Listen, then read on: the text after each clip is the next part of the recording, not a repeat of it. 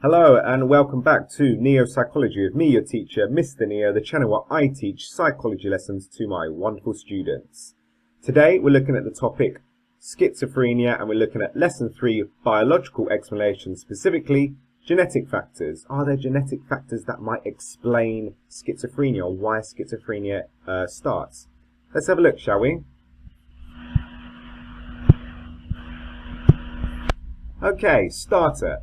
Think back to the approaches unit you did in year 1. What does the biological approach suggest about behavior? What would the biological approach suggest to be the reason behind schizophrenia? How does the biological approach explain behavior? Well, the biological approach will suggest that it comes from our genetics, it comes from our biology, of course. So they would explain, obviously, schizophrenia must come from genetics somehow. And that's what we're looking at today, genetic factors of schizophrenia. We've got 2 learning objectives today. 1, show comprehension and apply knowledge of genetic factors. And 2, to be able to discuss and evaluate genetic factors as a biological explanation for schizophrenia. Let's get started on LO1. Show comprehension and apply knowledge of genetic factors. There may be many different explanations for schizophrenia, but it is the biological explanations that have received the most recent research support to date. The importance of biological explanations for schizophrenia does not, however, deny the important role that psychological factors play in this disorder. Current thinking is that a diathesis-stress relationship, or the interaction between biological and psychological or environmental factors, may be at work, with a biological predisposition for schizophrenia only developing into the disorder if other significant psychological stresses are present in the person's life. We will touch upon the diathesis stress model later, but essentially what it's saying is individuals have the genetic predisposition of schizophrenia in their genetics. However, it isn't made apparent until a certain psychological or environmental event, such as a stressor, activates this schizophrenic gene. Most modern mental health professionals believe that schizophrenia is at least partly biological in origin. Biological explanations are concerned with genetic vulnerability to schizophrenia, genetic factors, the possible role of the neurotransmitter dopamine, so people believe that the dopamine levels in an individual affects schizophrenia, that's the dopamine hypothesis, and neural correlates of schizophrenia, thus suggesting that certain brain structures have been linked to schizophrenia. These 3 explanations are interrelated. They're all linked together because if schizophrenia is genetic, then those genes lead to biological differences, such as abnormal levels of dopamine or structures of the brain, neural correlates. So what we find is these 3 biological explanations for schizophrenia, they're not separate, they're interlinked, they're linked together. Okay, these are the 3 biological explanations of schizophrenia. We're going to spend 3 lessons looking at this. The first lesson is genetic factors. So there are 3 main biological explanations for schizophrenia. Today we are looking at genetic factors alone and some research as well. Right, genetic factors. Schizophrenia tends to run in families, but only among individuals who are genetically related, rather than related by marriage, of course. The risk of developing the disorder among individuals who have family members with schizophrenia is higher than it is for those who do not. Okay, we all know what genes and genetics are, but it's quite difficult to get to write a definition or get a definition down, especially in terms of psychology and schizophrenia. So I'm going to give you an opportunity. I'm going to give you a couple minutes. Write down the definition of genetics, please. Give that a go. Don't wait for me to give you the answers, but here are the answers anyway. Write it down first, though. Okay. Genetics. Genes consist of DNA strands. Perfect DNA. Does anyone know what DNA stands for? You don't? Look it up. You're on a computer, right? Or phone, right? Google it. You know, I'm not going to spoon feed you all the time. DNA produces instructions for general physical features of an organism, such as eye color or Say height. Out loud. Yes, height. Well done. Good. And also specific features such as, it's the long word, neurotransmitter levels and the size of brain structures. The size of brain structures. These may impact on psychological features such as intelligence and mental disorders. Genes are transmitted from parent to offspring, i.e. they're inherited. And there we go. There's your definition of genetics. If you're really smart and you want to challenge yourself, try reducing the key term into 6 words. Okay, so in the biological explanations, there's lots of different types of research. And one obvious piece of research would be to do research with families. If genetics is inherited and schizophrenia is in genetics, then it should run in families. Let's have a look at family studies. Family studies have established that schizophrenia is more common among biological relatives of a person with schizophrenia, and that the closer the degree of genetic relatedness, the greater the risk. So the closer you are genetically with that person, and if they had schizophrenia, the greater the risk you have of developing schizophrenia yourself. There have been systematic investigations of the extent to which greater genetic similarity between family members is associated with the likelihood of both developing schizophrenia. So, for example, we share 100% of our genetics with an identical twin, 50% with a sibling or parent, and so on. There is a strong relationship between the degree of genetic similarity and shared risk of schizophrenia. One key piece of research was done by Gottsman. In Gottsman's study, those with two schizophrenic parents had a concordance rate of 46%. So if I had 2 parents, both my biological parents had schizophrenia, I have a 46% chance of developing it myself. Children with one schizophrenic parent is only a rate of 13%. And if I had a sibling where a brother or sister had schizophrenia, I would have a concordance rate of 9%. There would be a 9% chance that I would develop schizophrenia myself. So we can see, depending on how closely you're related to the individual, depends on how high the risk is of developing schizophrenia yourself. Okay, here's a task. Gottsman's 1991 research indicates that the closer you are in relatedness to a schizophrenic person, the more likely you are to develop the illness yourself. Concordance rate is high. So, can you correctly match the percentages to the family members? So I've got a few percentages on the right. There we go, starting from 1% all the way up until 48%. And then can you match the right percentage of concordance with the family members? So we got first cousin, parent, monozygotic twin, children, grandchildren, dizygotic twins, and general population. Give yourself a couple minutes, try and match them up. It's not exactly self-evident. Some of them are a bit more obvious than others, but a couple of them are difficult. Try and give it a go, please, because some of them share the same genetics, but you're not sure which one's going to be more likely. Give it a go. Let's go through the answers, shall we? Give it a go first, though. Okay. First cousins, what are the chances of you getting schizophrenia if your first cousin has schizophrenia? Well, it's only 2%, so it's quite low. If your parent has it, one parent that is, it's 6%, so that's quite low, according to Gottsman. A monozygotic twin, where you share 100% genetics, is actually 48%, so that's quite high. If you have it, what are the chances your children will get it? 13%. What about grandchildren? It's going to be slightly lower at 5%. Dizygotic twins, so those that are only 50% genetically the same as a brother or sister, is going to be 17%. And the odds of any general population, what's the percentage of the general population that has schizophrenia? Is 1%. So you have a 1% chance of getting schizophrenia. So if I got 100 people, one of them is likely to have schizophrenia, according to the percentages. Here are the findings from Irving Gottsman's 1991 large-scale family study. As we can see, identical twins is at 48% concordance, which is very high. Fraternal twins, children, siblings and parents, they all share 50% of their genetics, but there is a little bit of a disparity between parents and fraternal twins. You're almost 3 times more likely to get schizophrenia if your twin has it, or your non-identical twin, in comparison to if your parent has it. What explains the difference between those two? Maybe environmental factors. It shows that definitely genetic factors, but there are some environmental factors. Also, so if you have a look, the identical twins, they share 100% of genetics.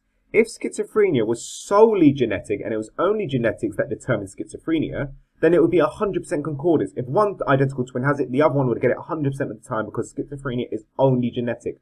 But if it's only 48% of the time, we can see that there definitely is a genetic component. It definitely has to do with something with genetics. However, it's not only genetics, because as we can see, it's not 100%. It's only 48%. So we can come to a conclusion that it's only partly genetic. Genetic factors only partly explains the onset of schizophrenia. So, how do we try and disentangle this? We have a look at twin studies. What do twin studies say? If monozygotic or MZ, genetically identical and share 100% of their gene, twins, are more concordant or similar than dizygotic twins who share 50% of their genes, then this suggests that the greater similarity is due to genetic factors. Joseph calculated that the pooled data for all schizophrenia twin studies carried out prior to 2001 showed a concordance rate for monozygotic twins of 40.4% and 7.4% for twins, for dizygotic twins. So we can see Joseph found around a 40% concordance rate, whereas Gottman's research found around a 47%, 48% concordance. So they're similar, but as you can see with different pieces of research, they're going to have different concordance rates. It's going to differ slightly. But we want to separate those two. We want to separate. How do we know that these two monozygotic twins, that one of them has got it because of genetic factors and the other one has got it because of genes, or is it because of the environment? Because twins share quite a lot of environment. So how do we separate environment and genetics, nature and nurture? Well, adoption studies. We're going to split them up through adoption studies. Let's have a look at a piece of research. Because of the difficulties of disentangling genetic and environmental influences for individuals who share genes and environment, studies of genetically related individuals who have been reared or brought up apart are used. Ideally, we would get monozygotic twins and then rear them separately and then see if there's a difference. But what's the issue with splitting up monozygotic twins at birth? It's unethical. We can't do this. Probably the most methodologically sound study of this type was carried out by Plenary et al. 2000 in Finland. Love the Finnish. Of the 164 adoptees whose biological mothers had been diagnosed with schizophrenia, only 11 or 6.7% also received a diagnosis of schizophrenia, compared to just 4 or 2% of the 197 control adoptees, those born to non-schizophrenic mothers but were adopted. The investigators concluded that these findings showed that the genetic liability to schizophrenia had been decisively confirmed. So we found that if your biological mother has schizophrenia, even if you've never met her in your entire life, your biological mother, you've never grown up with her, you've got a 6.7% chance of getting it yourself. So it shows that there must be some sort of genetic factors here. Question. Application question. AO2. Genes. Gene and his partner Carey are considering having children. However, Gene is concerned that, as his own father has suffered severely with schizophrenia for many years, he may pass on the gene for schizophrenia to his own children. Gene and Carey attend genetic counselling in order to learn about the risks of their children developing schizophrenia. Questions. 1. What is the probability of Gene and Carey's child developing schizophrenia? And then extension. What might the genetic counsellor tell them about their understanding of the gene for schizophrenia? Have a little think, pause the video, and then have a look at those two questions, number 1 and the extension, write down the answer, and we're going to have a look through the answers in a second. Okay, let's have a look through the answers. What is the probability of Jean and Carrie's child developing schizophrenia? Well, based on Gottsman et al.'s data, the probability of suffering schizophrenia when a grandparent has it is 5%. Extension. What might the genetic counselor tell them about their understanding of the gene for schizophrenia? Well, there's a couple of things. A genetic counselor would probably tell them that their understanding of the gene for schizophrenia is wrong because there is no single gene that causes schizophrenia. Instead, there are many genes, each of which increases the risk of schizophrenia slightly, as well as the fact that genes only is one way of getting it. That's only the biological explanation, but doesn't take into consideration the psychological explanations and the environmental factors that might cause schizophrenia. And that's the genetic factors, right? Identify one thing you learned about genetic factors. One thing. Come on, you've learned one thing, surely. Otherwise, I'm an awful teacher. Why do you think learning about genetic factors is important? Why is it important? How does this help us, literally? And how does this apply in real life? How does this help us in real life? It's helpful. It's useful understanding about genetic factors. Why?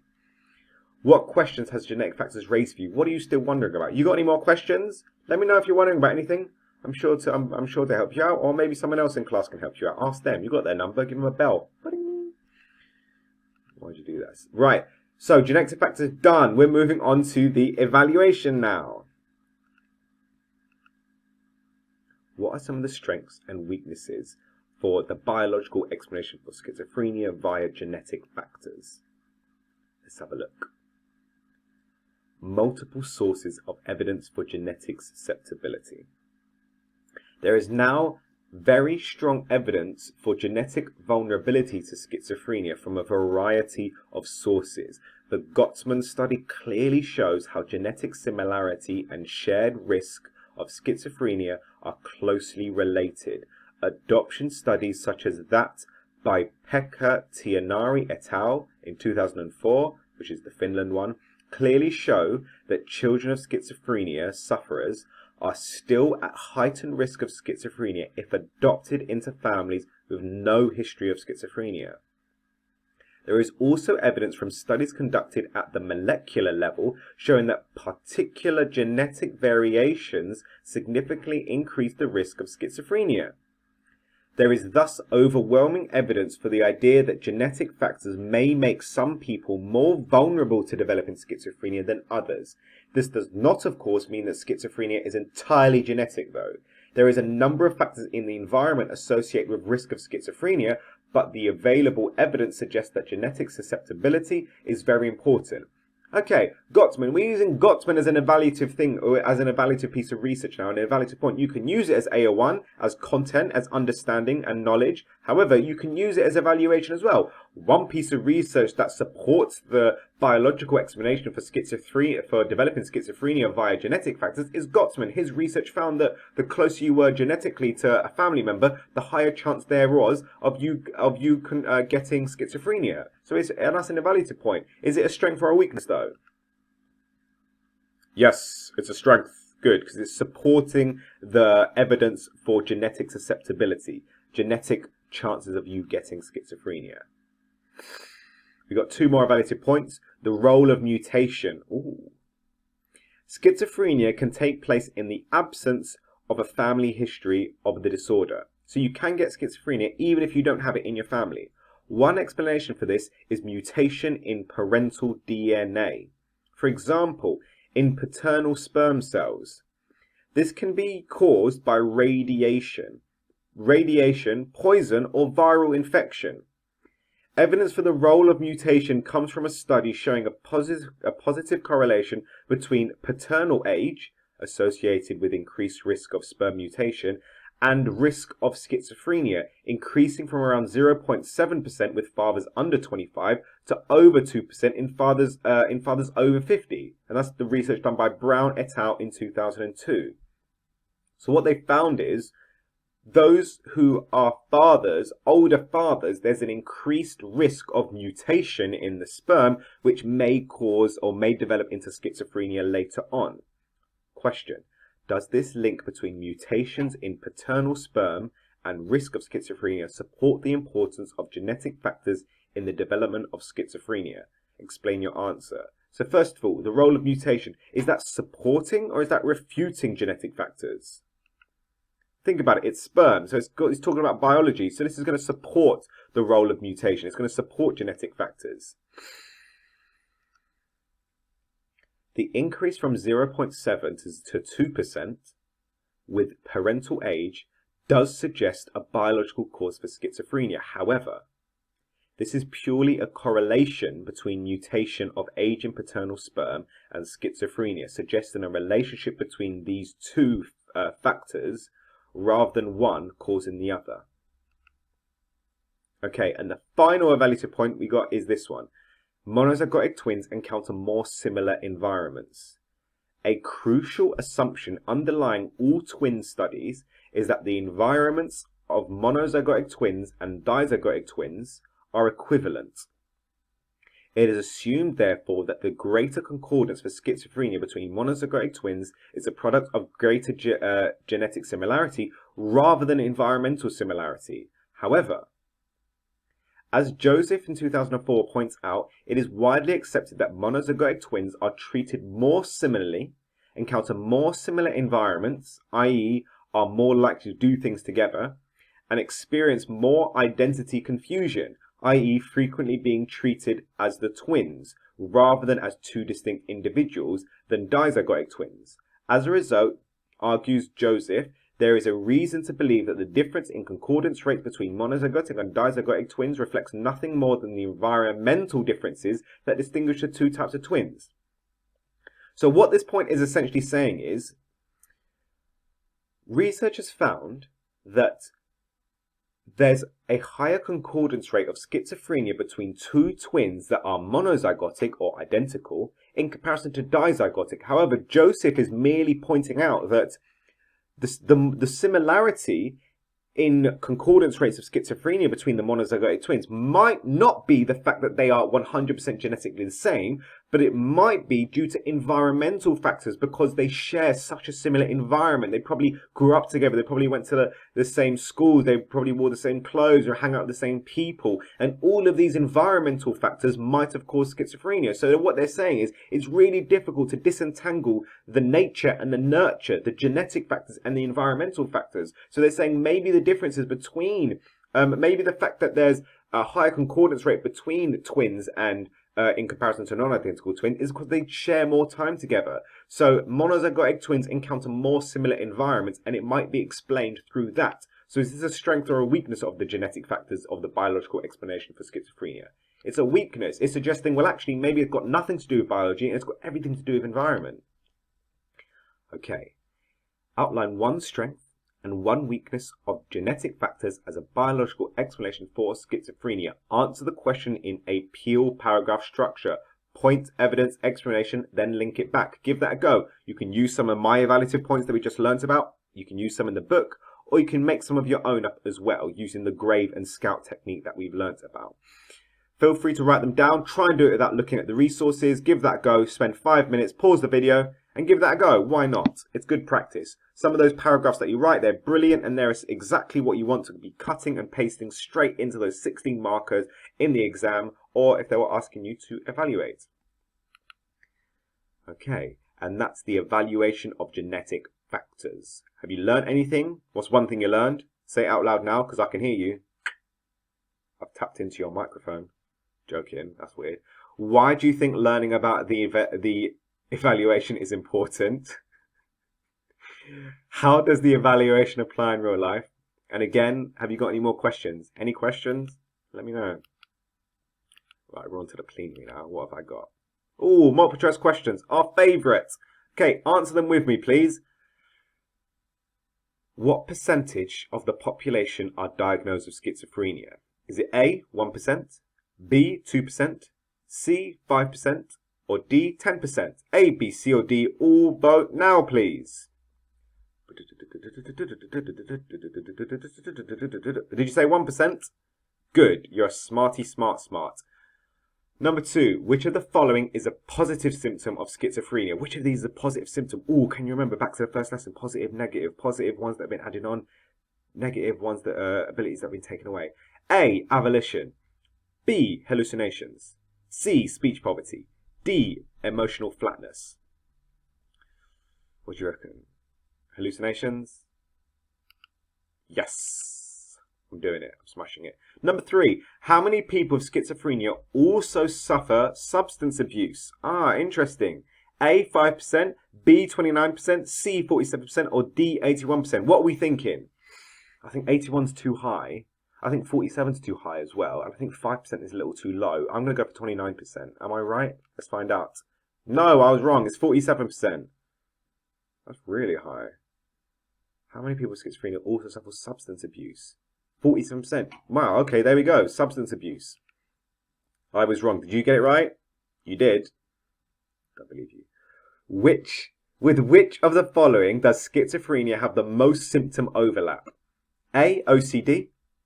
B, bipolar disorder. C, depression. Or D, phobia of dogs. People love dogs in this country. I'm like okay with dogs, but like they can bite. So like I err on the side of caution. Right. I don't have a phobia of dogs though. Shut up. Okay. I'm gonna go for depression. I think depression is quite high. It's around 50%, although substance abuse was 47%. So I think depression. Oh, I'm not doing well on these multiple choice. I hope you're doing better than me. It's bipolar disorder. There's a higher symptom overlap with bipolar disorder. I was thinking of comorbidity is what it was. Number 5. Which of the following is true of the diagnosis of schizophrenia? A, women have always been more likely to be diagnosed than men. B, white Americans are more likely than African Americans to receive a diagnosis. C, since the 1980s, women are more likely to receive a diagnosis. Or D, since the 1980s, men are more likely to receive a diagnosis than women. I actually know this one for once. I should know. It's D. Please, I hope it's D. Yes, it's D. Winner, winner, chicken dinner. Number 6. Which of the following is a negative symptom of schizophrenia? Which one's a negative symptom? A, hallucinations. B, avolition. C, delusions. D, speech disorganization. What do we think?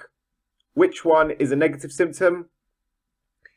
Did you say avolition? Then you'd be right. It is abolition. How many of the questions did you get correct out of 6? Are you an absolute legend? Maybe you are. I didn't. I only got, how did I get 4? So I'm a decent student. Oh. If you want, have a look at the video. It's a crash course on schizophrenia. It's quite a nice video. I'd suggest watching it. I might show you in class at some point. Maybe I will, maybe I won't. I haven't decided. Okay, and there we go. Thank you for joining the lesson. Today was lesson 3, biological explanation, specifically genetic factors explaining the onset of schizophrenia. Be sure to write up your notes for today. Well done, my neuropsychologist. Brilliant work today. As always, you're an absolute legend. Keep up the brilliant work. I've been Mr. Neo. God bless and peace. I'm feeling like Will. I feel like a prince. I'm feeling myself. I'm loaded with bills, cause I wasn't blessed with no Uncle Phil. Don't know how it feels. I wanted to flex, they told me to chill. I'm making a flip. My life is a flick, now load up the film.